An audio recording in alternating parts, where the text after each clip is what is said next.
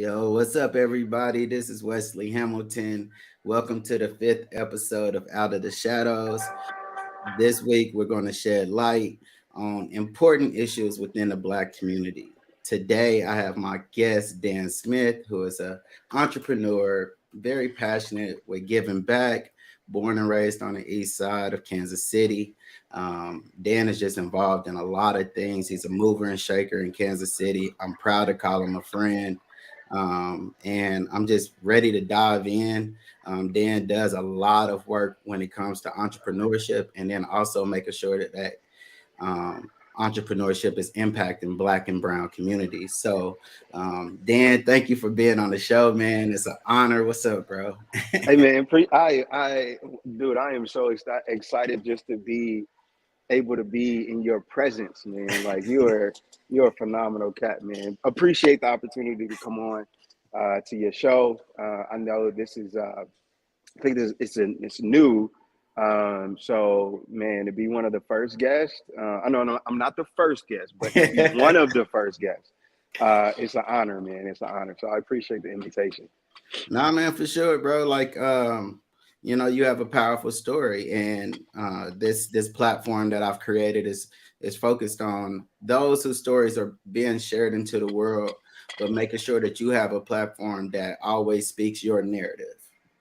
I love it. And that's I think that's the most important part. And through my journey of entrepreneurship and philanthropy, and being a celebrity now and in so many areas. Yeah. I've just learned how important to keep your narrative so that you can stay authentic to your vision, and stay passionate about your work, right? So, Yeah. Yeah. so man, let's dive in. I do want you to share a little bit about your backstory. Yeah. I've known you for a few years and known you within this entrepreneur, setting, but who is Dan growing up, and what Yeah. really got you into this lifestyle? For sure. No, again, man, I do, some of these interviews, man, and I'm humble and very appreciative, um, because especially like in West, I respect you and your work, but like the dope thing about it is like I don't feel like I don't feel like we're doing anything special. I just think that we're just doing, right, the act of doing. But anyway, we'll dive in. We'll dive in. But nah, yeah, born and raised 33rd and Jackson, man. That's my mom still lives there. I went to Milton Moore Elementary School, which was a Spanish magnet elementary school. So half of our instruction was in Spanish, believe it or not, and I can speak very little, muy poquito español, still to this day. But I remember two things that stood out from my elementary days, and Wes, I don't normally get into all of this, but I'm with family, so I feel like I could do all this, right? Um, so the 5th of May, Cinco de Mayo, like we Mhm. used to get the piñatas filled with candy and do all that, and we used to get to swing the bats, and it was the best time. And then field day. Field day was those were the 2 days in elementary school that stood out the most. I know I'm not the most studious person at all, so yeah. I But love yeah, field day, bro. I love field day. field, You're not the only field, one, all right? field day was dope. Field day was dope. But then middle school, I went to Paul Robeson Middle, and the sixth grade building was right down the street from my house, which ends up turning into it's an apartment complex now, believe it or not. That's hilarious. Um, and and The stories then at that school, but yes, that's hilarious. bro, it is hilarious. But the funny thing is, so my elementary school closed down. So now it's WB Du Bois Learning Center over off of on Linwood. Paul Robeson closed down, so Paul Robeson is no more. And it's like I said, an apartment complex, and the other building it's a vacant land. It's just a land now. They tore down the old building, and then I graduated from Bishop Hogan High School, so a Catholic private school that my mom, because I went to Central High my freshman year, so I was a Central cat. My mom was like, nah, this ain't it. We got to get you out of this. So she actually paid tuition for me to go to Hogan, which my Mm. mom didn't have a lot of. I was single parent household. My mom struggled, but she put me through private school. My little brother went to Lincoln Prep. So my mom is so dope. But anyway, yeah. And now Bishop Hogan is closed, but they have the charter now. The charter had took over, but we don't consider that. If you went to Bishop Hogan, you really. I mean, we family. I can't do that. I can't do that. Don't be there. No, Don't but don't it's don't not the don't be same, like y'all. that. It's not the same. It's not the same.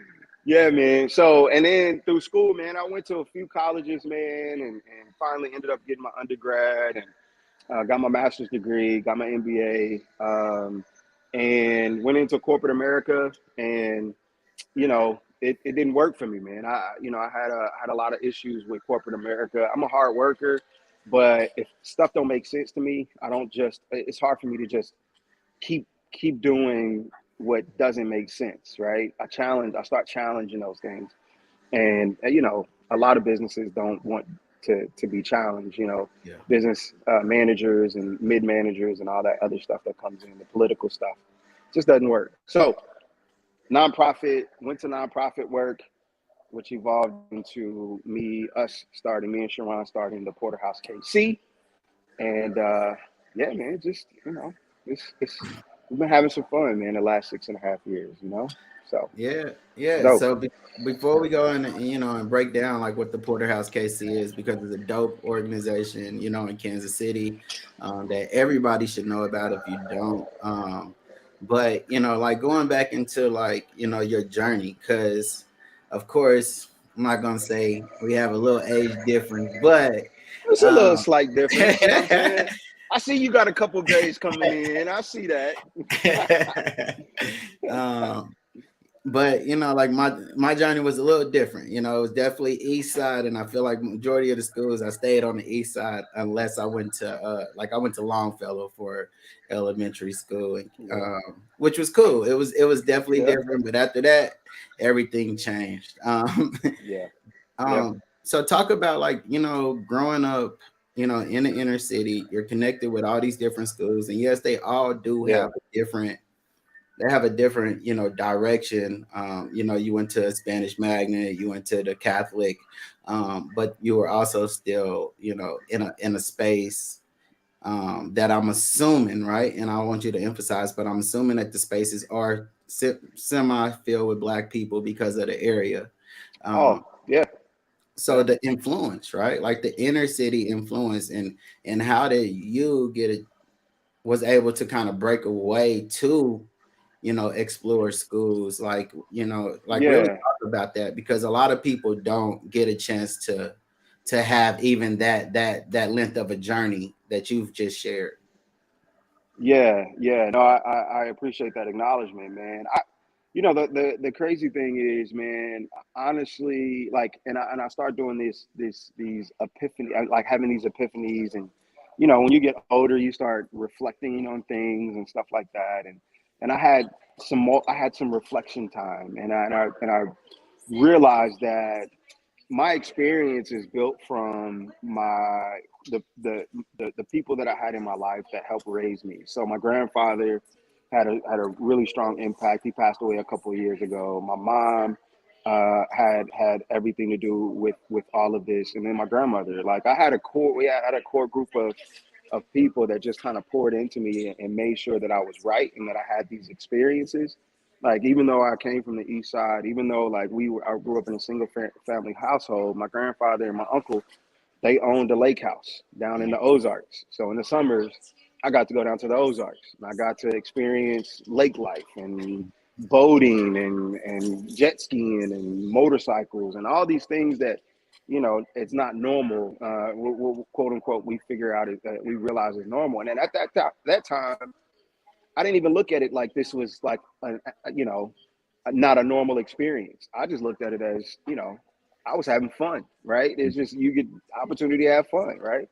Um, so yeah, man. I wasn't what we consider a product of our environment, right? I did live a different life, but I was a fool too. I was silly too. I was out in the streets too. I did stuff, like even with those experiences, I still was a knucklehead, and I still was doing things that I shouldn't have been doing in the street. But it was all self-imposed. It wasn't things that I felt like were because of my environment. It was me like reaching and looking for these things and the people that I was attracted to, the homies that I had at the time. And we all like I got homies that went to jail. Obviously you got homies that went to prison. I got homies that got killed, got murdered. I got homies that committed suicide. Bro, my first experience with suicide was in 6th grade. My best friend, we were in 6th grade. We walked home together. He was scared because he got in trouble that day at school. I'll never forget this. His name was Eric.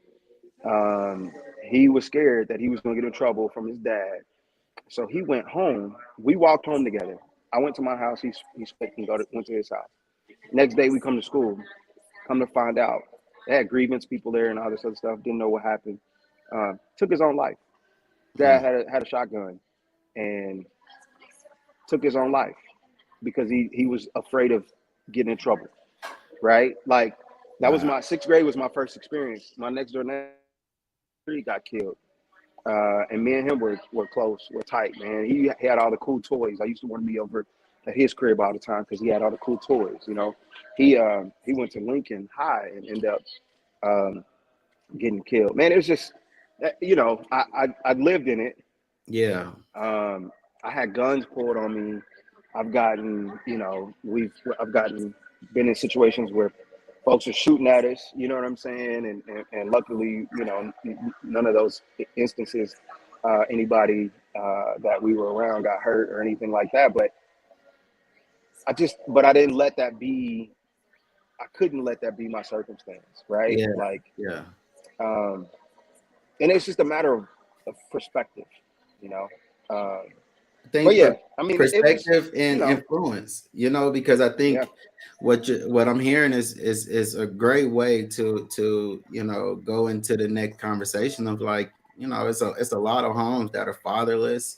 There's a lot of homes that don't have the right type of influence, which leads to being a product of the environment. Like, you've been able to go down to the Ozarks. Like, I seen a post one day on social media, and it said something like, our family trip was like to Mississippi every year. Where was yours? And as a person that now travels a lot, I do see the power of being exposed to certain spaces and areas and what it do to your mindset, and it doesn't limit you to the limitations of your surroundings. And so then you have another group of people that have maybe been generationally traumatized through fear of going outside of the area.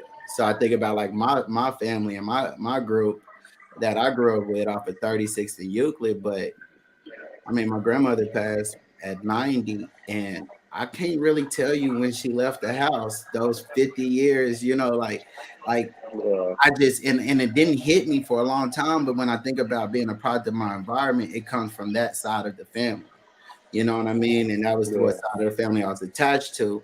But if that bread and butter, like if that person isn't moving and shaking and exploring and really planting seeds outside, then you do become a part of that environment. You become so. No, man, I appreciate you sharing that because I have family members that I've seen get a little bit of exposure or opportunity to go somewhere else, and they have became more than others, right? Like, and so um yeah, yeah, it's crazy how yeah, our community is one of the most easiest influence, but we also are the ones that can create a lot of influence. And so um, I think just kind of going into that, because I think I just want you to kind of speak on because you're a father, you're a husband, yeah, and um, yeah. what's the importance of that, like for you? Yeah. And like I said, man, because we family, I'm sharing more than I normally share. But even with my situation, like even So like my early 20s, I didn't have like we didn't have like Sharon and I started a business at like 20, 19 or 20. It was a maintenance company.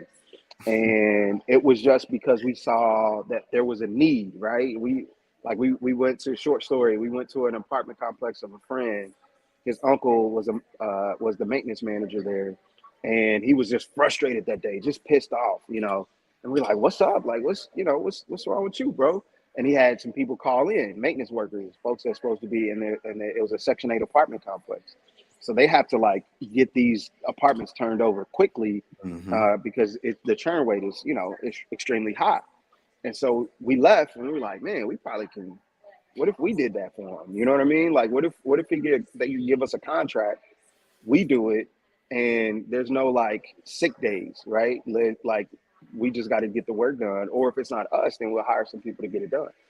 And so we faked it. We put together this whole business plan. My aunt works at his print shop. She gave us some Smith and Thompson polos that we wore. We did register the business. We went out and it's so easy to register a business, right? So we went out, we got our LLC, we registered it, got our EIN, all that stuff. Uh, Went to Google, pulled up some pictures of before and after, a bathroom before and a bathroom after, and said, yes, this is what we did. Uh, Got a conversation with it was a black developer. They owned like 6 or 7 different, they had like 10 or 12 different complexes on the Kansas, Missouri side. Got a meeting with him, pitched it. He said, yes, I'm gonna give you 2 of my developments. Literally, we were like, okay, now what? Literally had to go get cleaning supplies out our parents' like cabinets. Literally was using like bleach, and we had no clue how to do none of this stuff. So we started researching it. And this is after we already got the contract. So we were in here painting, we were doing all this stuff that we had no clue how to do. Made more money than we had ever made before in our lives to that point. And the goal wasn't to be an entrepreneur at that point. The goal was just to get money so we can go to the club, because we was out in these streets, right? Like, so if we get a check, we go cash the check, and Sharon's at the bar buying the bar up for everybody at the bar, because we just made this money cleaning boo boo off the stairwells of an apartment complex. I mean, literally had to do that. That was gross, um, but yeah, no, it was fun, man. But we, my wife, we met during that time, and she's an educator down in Florida. She lived in Florida at the time.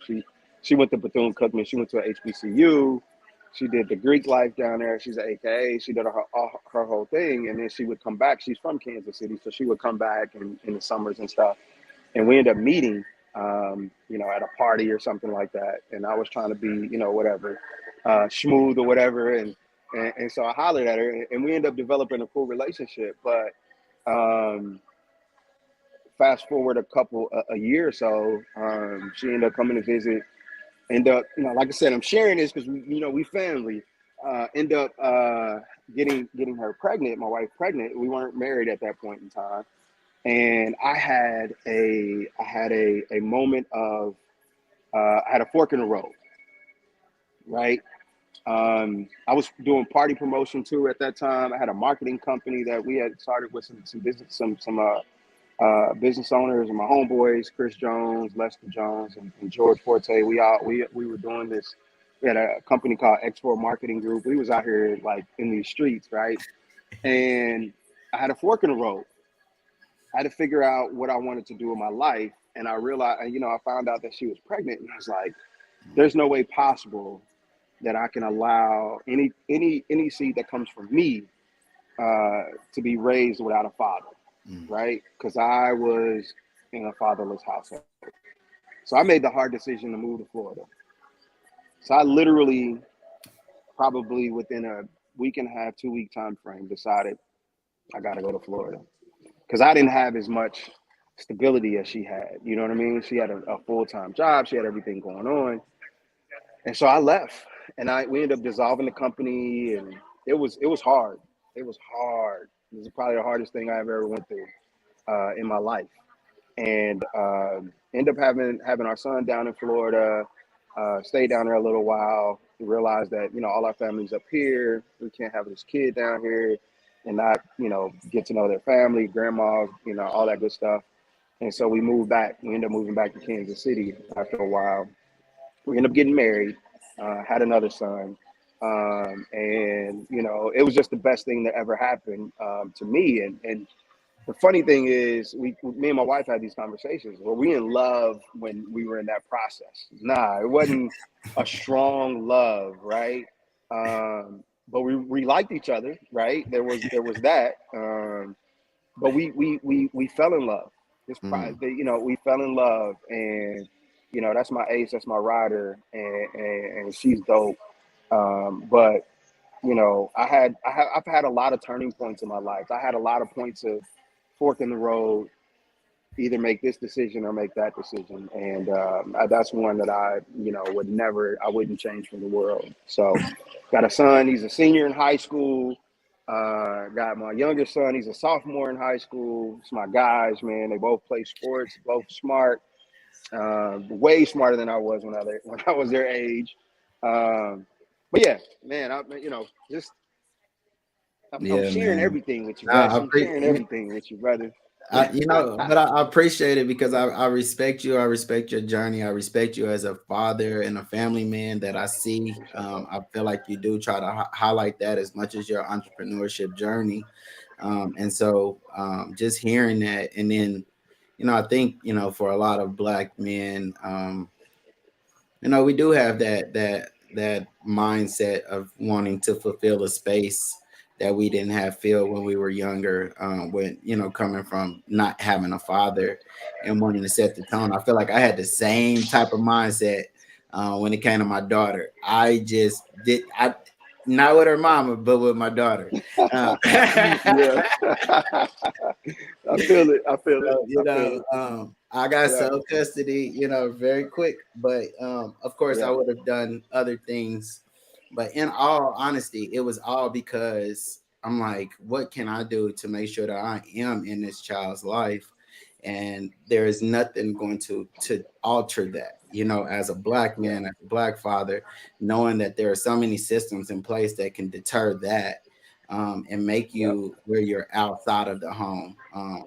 So yeah, Yeah. no, I Yeah. think about that in my journey, and I always tell people, before I could actually really become a father, my situation happened to me, and I believe it was just more of a wake up call because I had already made the commitment to be a better father, but the only way I was going to be a better father was finding a way to be outside of my environment, right? Like, and so Yeah. of course, everything, people don't like to hear it, but I definitely see my life story as a blessing. And if anyone knows it, it was my daughter that allowed me to actually become who I am today. So there is power Okay. in making that mindset to say, okay, this is what I'm going to do. And then so let's go right into that, man, Yeah. because I even like for me, when I think about like my daughter empowering me to, wanting to be who I am, it really allowed me to know that like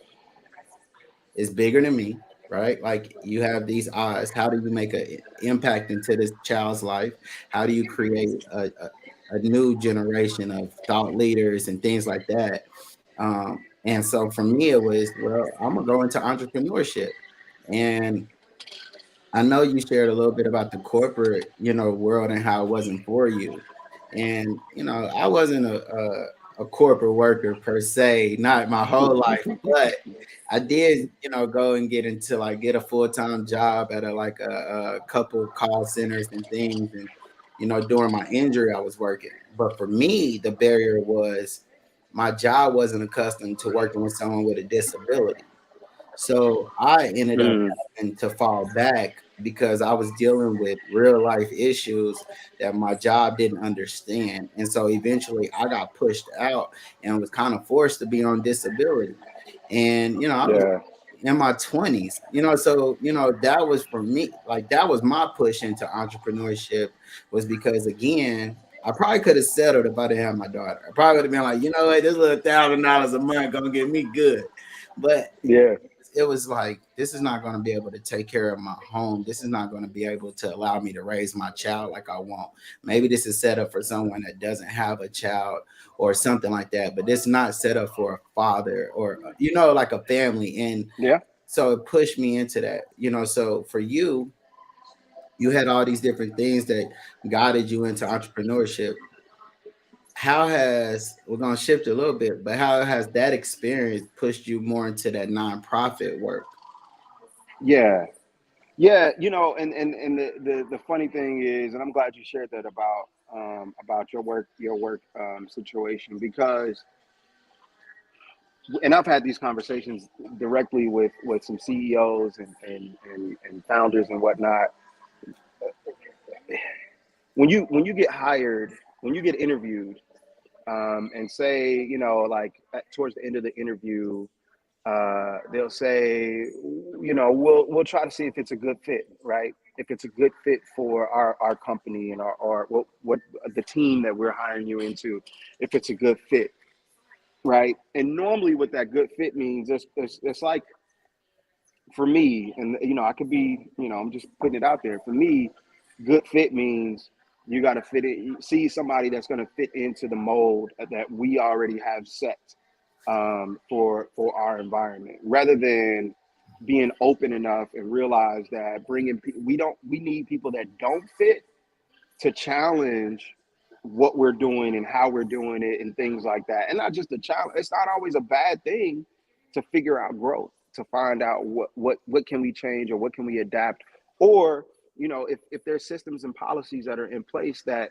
are impeding our progress, then we need to figure out what those systems are so we can make sure that we are making room for a diverse, I'd say a system of thought, right? A diverse system of thought. Yeah. And a lot of these companies don't. They want to find somebody that's cookie cutter, that I could put in, that I can mold, and that we can tell what to do and make them a robot, right? But I think that corporate America is kind of going through that shift. It's gone through that shift, and there's more onus, and there's more, because there's more jobs available now than there's Mhm. ever been, well, in a long time, right? There's a lot of wage wars, with dollars. I mean, there's a lot going on right now in workforce development, and I think that that's a good thing, because it forces companies now to not just kind of sit on this middle management thing, and where the middle managers, get to like pull the strings and do all this stuff, and then completely silo off the frontline employees from the company executive. So it's a good thing, right? And back then, I was in a position kind of probably similar to yours, that I didn't feel like I had a voice, Yeah. right? Like, I didn't feel like my voice mattered. Um, be it because lack of experience, lack of knowledge, lack of history, and all those other things that everybody wants to throw in your face as to reasons why you can't and you shouldn't, right? Yeah. I'm not about the can'ts and the shouldn'ts. I'm about how do we figure this out, right? And so that's kind of what drew me into the space that we're in now, man. But there was this huge conversation about 10 years ago about Google Fiber coming to Kansas City. I It was remember a that. big, the chamber, the civic council, everybody was like, "Oh my gosh, Kansas City's about to just, we were about to be the next Silicon Valley, 100%. We were it, right?"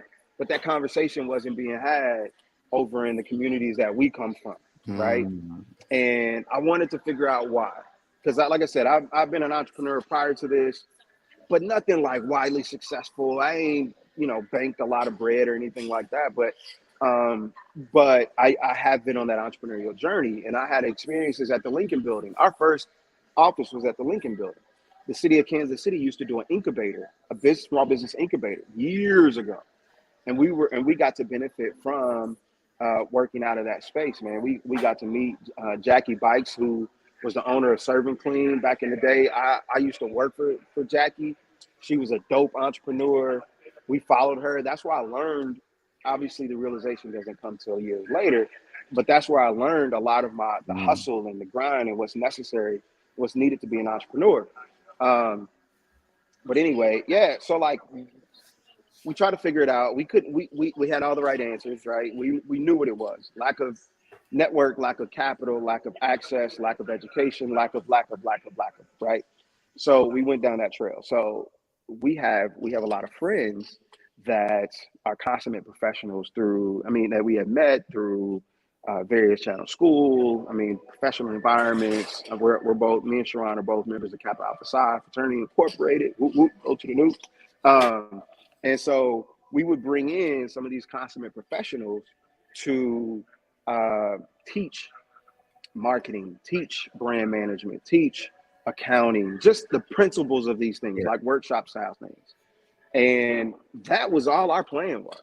It wasn't to grow it into what we are in now, but there was some challenges that that were put on the table. We got introduced to the Kauffman Foundation uh, through Courtney. Courtney was a business owner. Short. You mind if I tell these stories, because these No, stories are important? no, they're very Okay. important. I'm Okay. with it. So Courtney. So we were doing these things. So 1 million cups Yep. was around. And so I used to go every Wednesday morning to 1 million cups back when it was, the big, it was, Religiously, yeah, man. I'm telling you. yeah. And we used to see each other there, right? Like all the time. Like, and so this lady by the name of Courtney, she just came up to me and was like, "Hey, you look interesting. What do you do?" And I was like, "Nah, this ain't my cup of tea. I'm just here to soak up knowledge, meet some people, and that's it, right? Honestly, I am a introvert. I'm an introvert by heart, but I force myself to learn how to be out, right? Yeah. And so she walks up to me and I'm like disengaged. I'm like, no, I'm okay. It's cool. And then, so the next week I came back. She said, "You came back. You're here again. Like, what's up? Like, what do you do? Like, no, like seriously, like I don't have any. And so I was like, all right, this is what we're trying to do." She's like, "Well, would you like to pitch at 1 million cups?" I was like, "Nah, this is not my crowd. This ain't the type of people we work with or work for." And I was like, "I'm good. And she said, "Well, okay." She's like, "All right, I understand." So the next week comes and I'm there again. And she comes to me, she says, "Hey, I got somebody I want to introduce you to." I said, all right, okay. Who is this person? Right. And so it was Erin Jenkins. At that time, she was a program officer at the Kauffman Foundation. Mm. And so we got to get coffee and I kind of told her about my vision and what we're trying to accomplish. And she's like, "Hey, because you're not anything, we probably can give you some sponsorship dollars, because we had been paying for out of all this stuff out of pocket. We had it was on the bus line. We had food that we paid for out of our own pockets. Um, we did all the marketing. We paid for all the marketing out of our pockets. And again, none of this was to create a business. It was literally just to try to help solve a problem that we felt like was there. So we weren't trying to gain nothing out of this. We were losing. Yeah. So Aaron came to us and said, "Hey, we can get you a $5,000 scholarship or a sponsorship just to help with the food and things like that. And that's the best we could do right now." And I was like, $5,000? Like what? Like, let's go. We ain't got to pay for this out of pocket no more. Oh my gosh, this is the best thing. I was like, what? And it's through Fact. Kaufman? Like, this is unheard of, right? And so we Yeah. did that. We pay for food now. We pay for some more advertising. And so we from there we got challenged. She said, "There's more to this. This is an ESO, and if you don't know what entrepreneur support organizations are, you need to do your research. You need to look it up. You need to figure this out." And so that's what we start doing. We start going down this rabbit hole of ESO work, and then that's when we came upon Vector 90. That was Nipsey Hussle's spot Mm. in Compton that he had created for young folks. It wasn't specifically just an ESO, but it was a part of that system. They did digital education as well, and all this other stuff as well. But we found this group Mortar up in Cincinnati. We found Black Tech Week down in Miami. We found all these groups all over the country doing these things, and we were just like mind blown, right? Fast forward a couple of months, the guys from Mortar came to Kansas City because they were a Kauffman funded organization, and we didn't know that. Aaron called me and said, "Hey, I got the guys from Mortar. You're only going to get 5 minutes, but I want to introduce you to you." And I was like, 5 minutes, introduce? All right, literally got in front of them, met them, and said, "Next week we're coming up to Cincinnati because we want to learn more. Mm. And they were like, yeah, right. Okay. If you come, you come. We'll host you. Okay. I had a friend of mine. They didn't know. My fraternity brother lives in Cincinnati. So I called him up. I said, Chip, I need a place to stay, bro. I'm broke. I ain't got no money. We need a place to stay. We want to meet these guys, whatever. Chip was like, bro, we got a basement. Come. You know what I mean? Like, come hang out.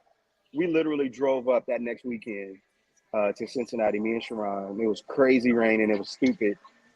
Met them. They toured us around. They were very hospitable. We came back with a vision. Oh, We came back with a vision. oh. And it was just from there, the work, it's all work. It's been all work. It's Yeah. all Hey, work. hey, you know So, what, man? I love that you share that because I mean, it's always power in the story, and there's definitely power in yours. I think anyone that first of all, shout out to 1 Million Cups because 1 Million Cups is a solid platform. You know, definitely was better for 100%. me at Kaufman. It was definitely dope at Kaufman, but Yep. I mean, it's one of those good. Yeah. Anyway, it's a good platform, but damn, like, dude, like just having the ability to make a sacrifice, right? Like that's the thing. Like, man, a lot of people don't understand that sacrifice. Like, and all you did was allow someone to doubt you enough to create Yep. to pursue what you believe could be more, and then make them into believers of you, and then allow you to even be a Yeah. believer of what you could create. And I think that, Can like, I want go to, ahead. let me share. I'm a stories guy, so I appreciate it. I apologize and I appreciate it. But I want to share another really quick story, which was like, after reflection, was like, gosh, are you serious? Like, so when we moved back to Kansas City, I couldn't find a job, right? From Florida. I couldn't find a job. Got a kid, got a wife that's an educator. She's in line already. Everything's dope. I was struggling, right? Personally, right? So I had to go to a temp agency, right? So I worked for Xerox. So through a temp agency, I worked for Xerox in Black and Beach, right? So Black and Beach contracted Xerox to do all their mail services and everything else. So I worked in their mailroom, and the experience was like wild, right? Like I saw a lot of different professionals, not just black, but I saw these Yeah. professionals in these suits and these. I didn't know what Black and Beach was at that point in time. I just saw, all these blueprints everywhere and mail and all this other stuff. And so I was like, this is not, we all have these moments of there's more to this. There's more to life than this, right? And I couldn't figure out, like, for the life of me, what the next thing was going to be. And this is way before any of where we are now happened. But fast forward to last year, I got an opportunity to speak at the Civic Council's Thrive event, or not Thrive, the Civic Council's. There's an annual event. I'm having a brain fart right now, but there's an annual event. It's really dope. They bring the top CEOs and presidents and leaders from around the area to come to these meetings. It's kind of like what we're doing now, what we're focused on for next year, those type of things. And they like to bring in some folks that are doing some things in the community. And so I got to speak, and it was dope. But afterwards, the CEO, who's retired now, but the CEO came up to me from Black and Beach, and told me that he was inspired by my story, appreciated me speaking, and uh, was like, "Hey, we need to connect." The CEO of Black and Beach, where I worked at Xerox for a temp agency, came up to me after speaking and literally waited, because there was a few people. You know how the business Yeah, is. There's a yeah. few people that wait, and literally waited to talk to me. And that was like, for me, like, and I'm not big on, like, I'm not big on, like, celebrity status or any of that, like, that stuff, right? Yeah. But that moment like of reflection was just like, gosh, like that was crazy for me. Yeah, That yeah. was crazy for me. I I don't think know. It was wild. no, It man. was So wild. I think about that story, and I think about, I mean, a lot of it. I think that is powerful. Shout out to everybody that's been commenting and things. We got some dope people Oh, on that's my fault. There's LinkedIn. people commenting. What? Oh, Yeah, dope. man. Yeah, normally What's up, good people? I try to not to share the comments just because we be going right. But Yeah, shout out yeah, to yeah, everybody yeah. wanting to No, it's acknowledge it awesome. out. But Yeah, man, when you yeah. talk about like that sacrifice journey, and I'll be real brief, but I always tell people like, when I started disabled, but not really was in a hospital bed, I knew there was a cause, I knew there was something, but it took me to go outside of my community, get into like, make a sacrifice to go to a CrossFit comp, learn what that vision was going to be, and come back to Kansas City and implement that. But Yeah, man. as I shared, like, I was kind of forced into being on disability because I couldn't really find employment with a disability. And I remember I had $300 left for my disability check. And Mm, through 1 million cups, I had met one of the like one of the people that worked for WeWork, right? Like, and I remember like mm, they had a nonprofit discount. It was like $250 a month. I could get an office. So I went on, got an office, and that allowed me to be in a space where I could be able to share my story. Nobody knew my struggle, right? No, nobody knew my struggle. They didn't know I didn't have no money, nothing. They just thought I was yeah. at that point, I was in alignment with everybody else, right?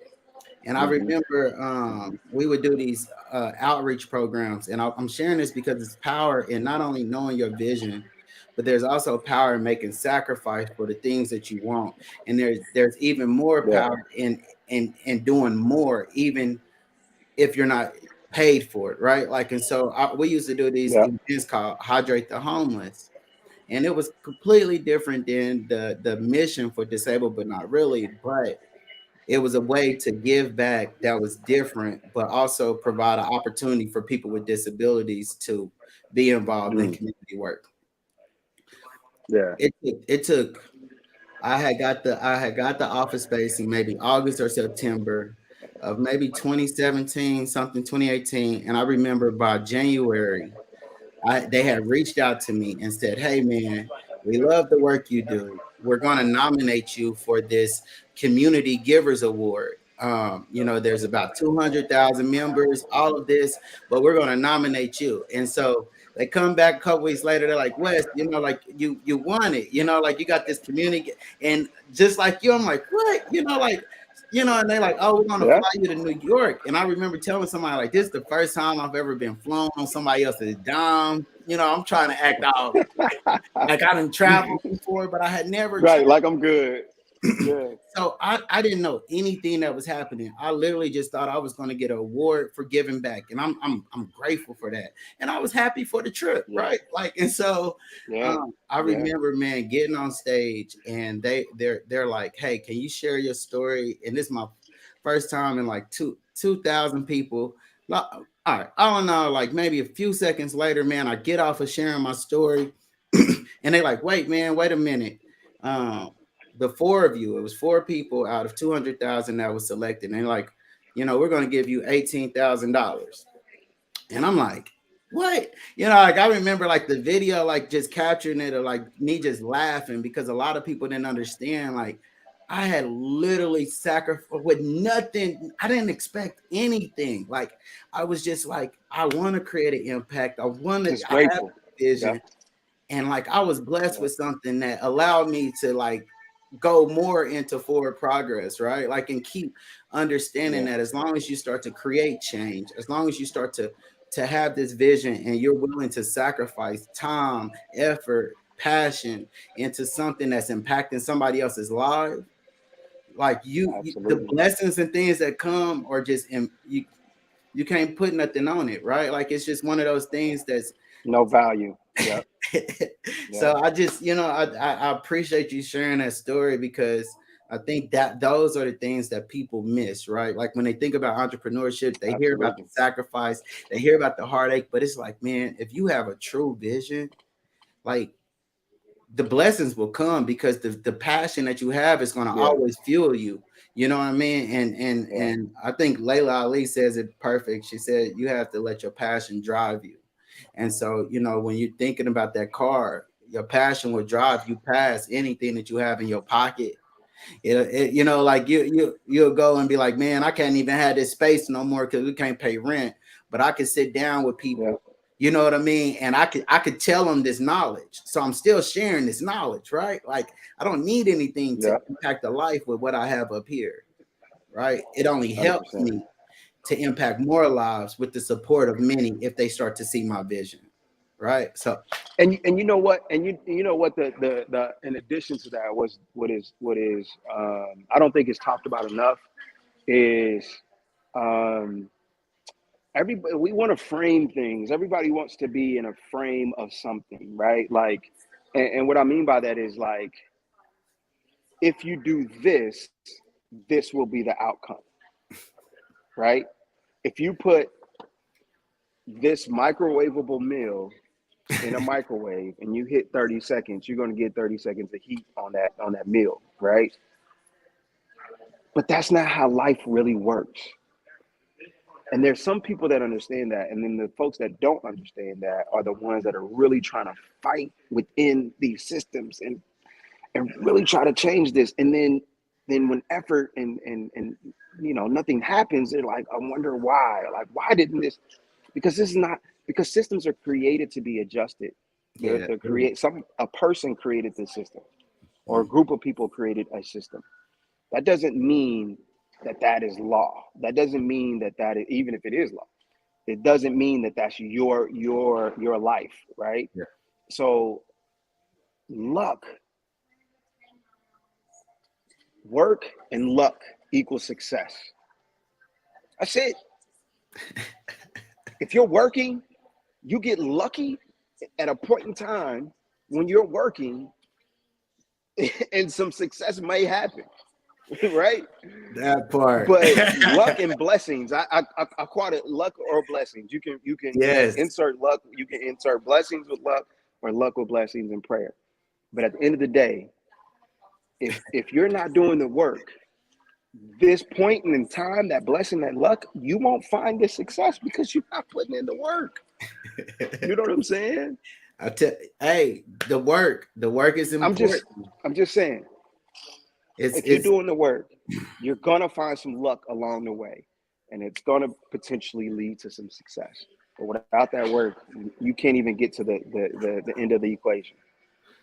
That's but it. it's important for people to understand that focusing on the work without focusing on the success will only allow you to surpass the success that maybe you envisioned in the first place.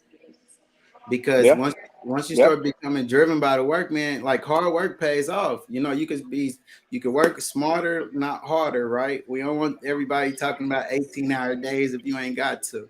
But at the same you're right. time, you're sacrificing something for a greater good. And there's no way that the 100%. blessings won't shower on you as long as you keep focusing on that That's it. vision, right? Like that's it. That's it. Like, That's it. man, all right. This is That's it. hey, dude, like this has been fire, bro. I For have a real. couple questions that I want to kind of like be able to hone in out of For this. sure. We've For had sure. people talk about like this has definitely been a fire conversation. So shout out everybody. I love the LinkedIn group. Thanks for This listening, people. Yeah, that's um, dope. That's dope. I so appreciate it. you know, how do you think, and this is important because I think when we talk about entrepreneurship, especially in the Black community, and I'm pretty sure um, me and you have received support and people have seen our visions that are outside of our community, right? Yeah, So a how do lot. you think the Black community can better support and foster entrepreneurship, particularly for the younger generation? Yeah, yeah. I think that we have to not. and you know, I've had this conversation recently. We have to not be afraid um, of what happens if something happens. Let me explain that. Let me explain that. So like technology, I'll use technology. I'll use TikTok, right? There's a lot of anti-TikTokers, right? And there were some people that were early to adapt to TikTok that are having monumental success. And you wonder why. It's because they were quick to adapt to the technology, right? We have a lot of people that are like, well, I'm gonna wait and see. I'm gonna wait to see how this works. I'm gonna wait to see if this is legit. I'm gonna wait to support. I'm gonna wait to get on. I'm gonna wait. I'm gonna wait. I'm gonna wait. I'm gonna wait. And then you wait, and then you see everybody else winning because you just and you decided to wait. Then you try to catch on, and then it's too late. And then you're like, oh my gosh, why can't I get this? Why can't I get that? Because you can't wait. You know what I mean? Like at the end of the day, you're gonna lose. You're gonna lose way more than you win, especially in this entrepreneurship game. If you don't understand that you're gonna lose, and just be willing to put yourself out there, at the end of the day, you might as well not even try to jump into the fight, bro. Just stay on the sideline, just wait and watch everybody else do what they do. If you're willing to lose, you're willing to be out there, you're willing to commit, you're willing to look like a fool, you're willing to be ostracized, you're willing to be in these positions that you don't that it's not comfortable, then rock, then get in the game and let's push. But if you're not, man, just stay on the sideline, man. Don't adapt. Be on the sideline. Don't worry about what we doing on TikTok. You know what I'm saying? You stay on Facebook and keep your stuff on Facebook, and we'll be over here in the TikTok lane trying to figure out ways to accelerate. Man, I was at UMKC yesterday and saw this new dope technology that's coming out, man, that they're working on in School of Technology, bro. Like Chat GPT. If you're not interested in on figuring out what Chat GPT does for you, can do for you, instead of looking at it as a bad thing and how horrible it is, you have to start learning about it. We got to figure that out because you're going to be waiting and you're going to be upset because your counterparts and people that are willing to look into it are going to find monumental success using the technologies and things that are out there, and it's free. I'm just saying. It's free, but I paid it I'll get $20. out my soapbox. Hey, but I paid Right, it $20. I'll get out my soapbox. Right, I'm saying, um, there's the upgrade. You know what I mean? Yeah. but I like that. I was definitely going to emphasize and see what you thought about the AI. But like in a sense of what I'm kind of grasping is that at least at this moment, technology is such a powerful tool at your fingertips. Searching for support everywhere else outside of the thing that you utilize every day is mind blowing. You got free platforms that you can literally say, hey, what's the best way to start a business in my state, and can you provide links on where to go? Boom, boom, boom, boom, boom. Everything's Right? there. Like marketing, Everything. anything is at a tool. It's like learning the resources. Instead of being drowned into being a consumer to things, start to be a visionary and start to be a thought leader and see how you can A utilize these producer. platforms to support you, right? The platforms that you're supporting can actually support you. They can give you the Yep. education that you need. They could give you a community Yep. that you want to build, right? Like, and Yep. so, nah, man, I really like how did you share that, because I think technology is one of those things that a lot of people can hone into, and it takes away the excuses on a lot of levels. Now if you're not tech savvy, I get it, but even Apple do courses to teach you how to use they products, right? And those are free too. Be Um, okay being uncomfortable. Yep. that's the Yep. thing. Be okay with being uncomfortable, because I think a lot of people don't become successful because they're worried about how people see them in the process. Like, Hmm. you don't want Yeah. people to see you Being fail. vulnerable. Yeah. You Yeah. don't want to pitch your business because you might have a family friend in a room that might challenge the way you're thinking, but they might not know how you're thinking. Um, Failure comes a lot because of 100%. fear. right? Like 100%. so 100%. um before we end up, man, I know, like, you shared with me, your some of your milestones, and of course, love the success and the up and down journey of entrepreneurship through you, what Porterhouse is doing. I want you to make sure you share, your programs, how people can be involved and all that good stuff. Yeah, But because 2022, absolutely. um, you've been proud of your impact in 2022. Can you share with us some of those accomplishments that you're most proud of and how they contributed to uplifting the Black community? Man, we put in. I'm glad you asked that. We put in some good work. And we're often told don't boast and brag about things that you've done. All that good stuff.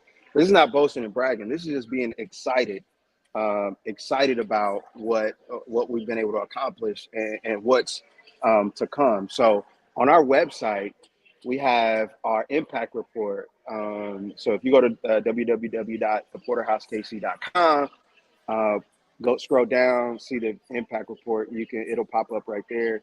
But man, we've had a lot of dope success. Uh, this is a quote that I love, and it's at the beginning of our impact report. The reasonable man adapts himself to the world. The unreasonable one persists in trying to adapt the world to himself.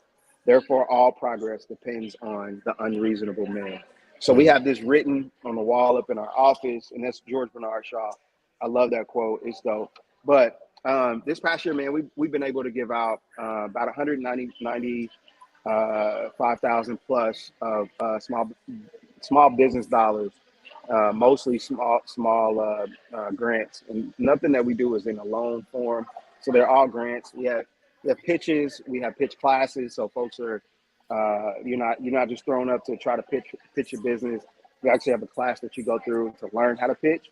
Um, and then you get up there. So that's thanks to UMB Bank and JP Morgan Chase for their support, and also Network Kansas. We did some stuff over in Network Kansas as well, nice. as it relates to some small dollar giving.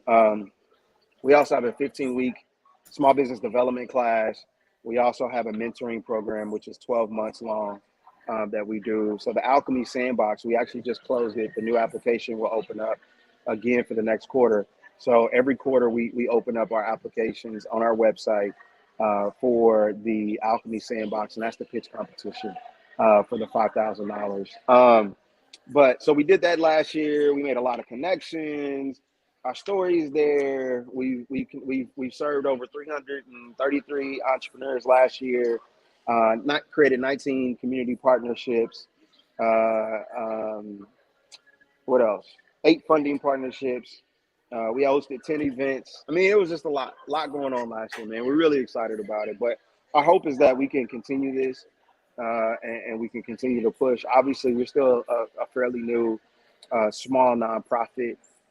We don't get a lot of financial support. We don't get a ton of financial support, um, but the support that we do get from Kaufman, JP Morgan, and UMB Bank has been tremendous for us. We got to hire 2 employees. So we have a director of education, and then we have a program manager, and myself. And Sharon still works a full time 9 to 5, and he's fully participating with the Porterhouse KC, and he runs Black Drip Coffee, Shout and he out to got like Sharon, 80 man. kids, That's and he got amazing. a wife. He's doing he's, Right. he's doing a whole bunch of stuff, but he's dope. He's dope too. But yeah, so we've been able to do a lot, man, with a little. And we continue to strive to try to get more, so we could do more for the folks that we serve. We got a space that's opening up on Hey, 31st and right off 31st and Truth. That's a space that nine different business owners are going to be able to retail their products out of. They actually are manning their stores inside of this space. beautiful. It's under construction now. We've been sharing some construction updates and stuff. So really geeked about that, man. It's coming. It's coming along. We rocking. We getting there. Not. Also, PlexPod. Oh, PlexPod actually has sponsored 5 memberships for the last 5 years of us being around. And so, like, people that enroll into our programs get access to PlexPod, which is nice. really dope. And they've been a great sponsor of ours as well. So just we out here trying to Nah, work, man. man. We out here trying to work. That's I it. love that. So, if you're in the Kansas City, Missouri area, you have a vision, you need some assistance. If you're representing different communities, like definitely reach out to the Porterhouse KC. Their information will be shared on on our notes and all of that. Dan Smith, Come like, get a sticker to put on your laptop. um, hey man, before I end though, like any Okay. last words when it comes to, like, I know you shared a quote, but do you have any other quotes you want to share? Are there any books that you're reading that can that people can go grasp to give them a sense of inspiration? Yeah. Yeah. I'm glad you said that. I'm a book guy, but I'm an audio book guy, so I don't do a whole bunch of. But this is all my audio books that I've been rocking with. I'm currently listening to the autobiography of James Baldwin, and so I'm really interested in James Baldwin and his perspective. Miseducation of the Negro. Exactly, I'm on the same exactly, page. I'm on the same exactly. page. Exactly. Rick Rubin. I just finished this book by Rick Rubin. It's called The Creative Act. I respect Rick, and he's a co-founder of Def Jam. He co-founded Def Jam. Not a whole bunch of people know who he is, but Rick Rubin's a really smart dude, and his book is dope. I read Caste System by Isabella Wilkerson, like Mm. really breaking down what caste systems are across the world. And then Will Smith's book was dope, man. I know Will's going through his things, man, but his book was phenomenal, and I still support Will, man. Even though we all go through our journeys. You know what I'm saying? We all have to figure life out, man. And I hate when we make mistakes, that we just kind of like push people to the side, and it was a mistake. It was a mistake. So anyway, Nipsey says it best. That we as a people have to learn how to react to disrespect, and that's yep, something that we're still learning within the Black community. Thank you for true. sharing the books.